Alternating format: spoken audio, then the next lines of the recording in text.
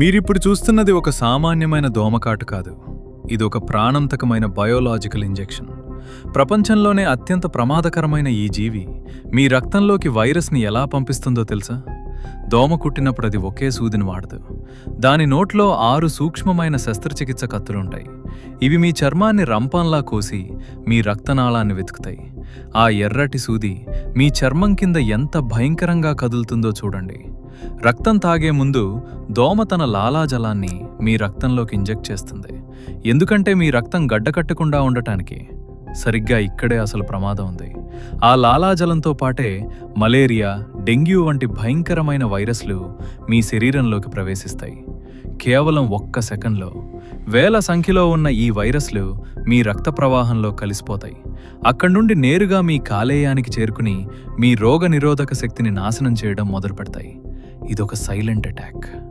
దోమ చిన్నదే కావచ్చు, కానీ అది కలిగించే నష్టం మాత్రం చాలా పెద్దది. అందుకే మస్కిటో బైట్స్ నుంచి జాగ్రత్తగా ఉండండి. ఇలాంటి ఫ్యాక్ట్స్ కోసం ఛానల్ని ఫాలో చేయండి.